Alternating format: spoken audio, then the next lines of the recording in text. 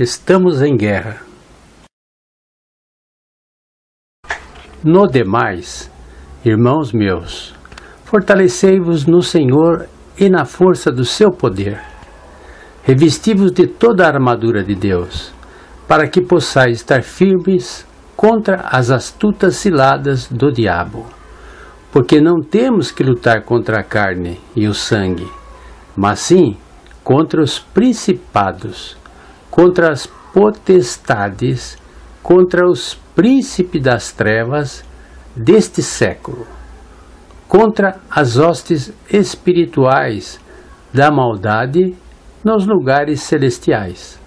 Portanto, tomai toda a armadura de Deus, para que possais resistir no dia mau, e, havendo feito tudo,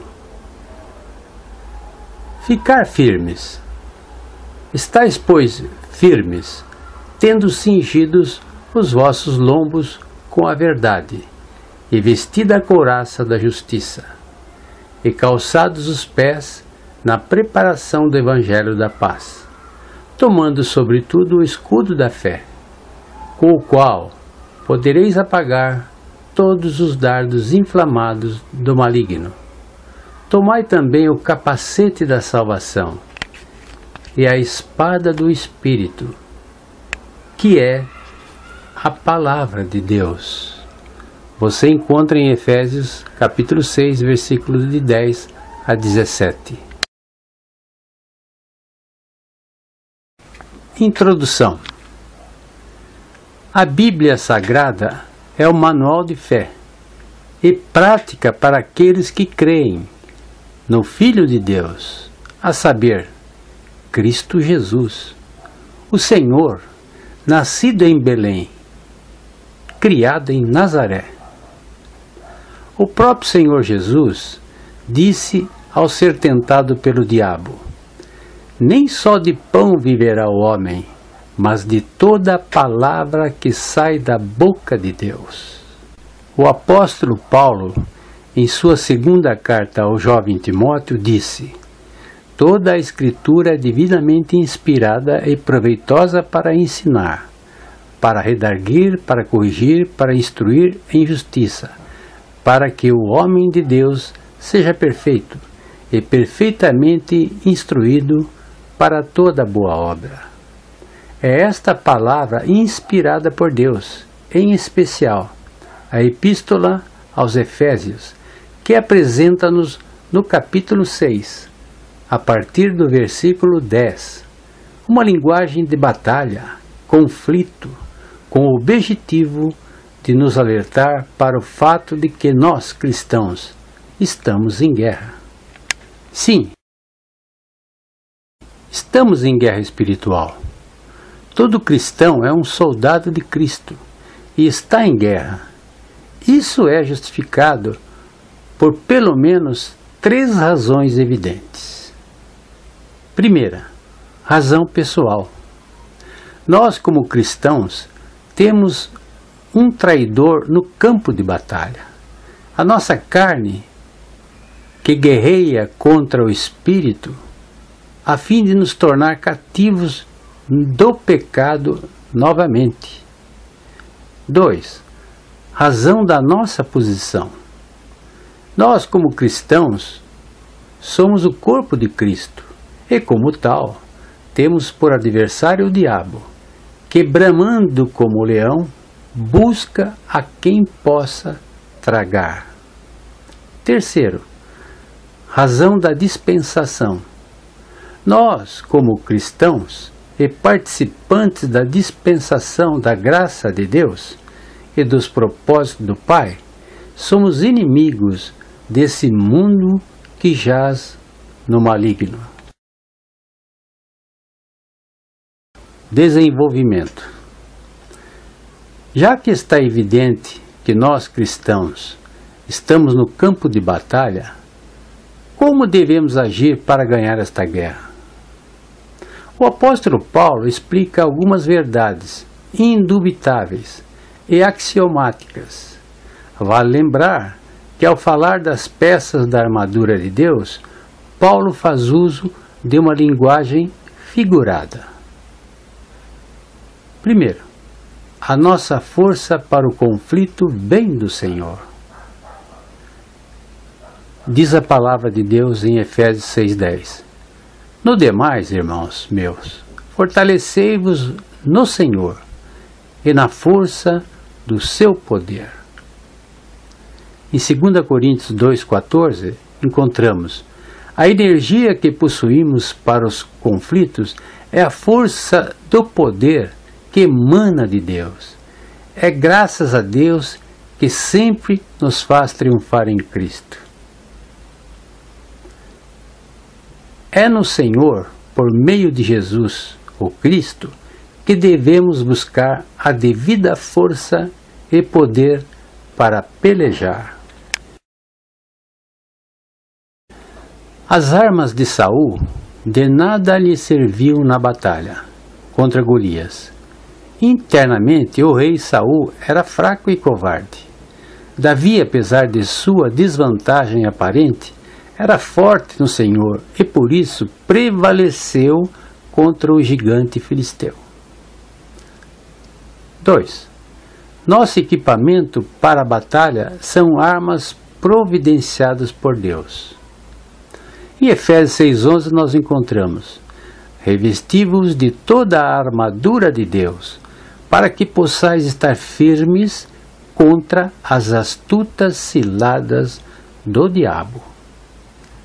A expressão revesti-vos nos faz entender que precisamos vestir as armaduras necessárias ao soldado que marcha para a guerra.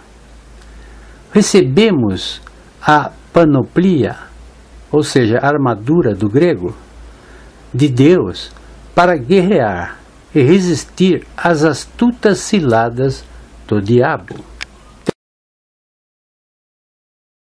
Terceiro, a natureza da nossa batalha é espiritual e a única forma de vencê-la é através da armadura de Deus.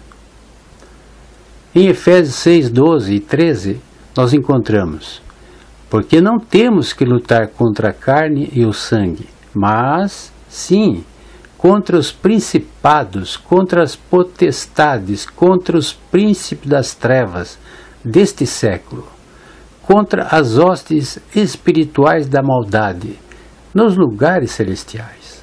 Portanto, tomai toda a armadura de Deus, para que possais resistir no dia mau, e havendo feito tudo, ficar firmes. 4. A armadura de Deus é eficaz e protege o corpo em sua totalidade.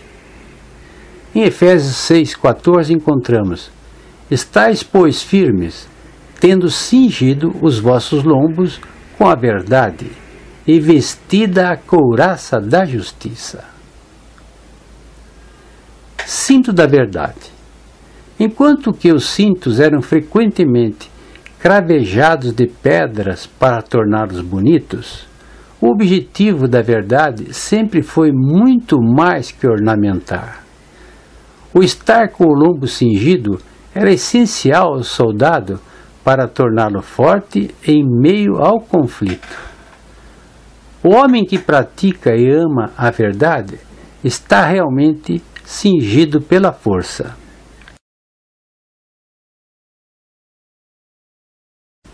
Couraça da justiça.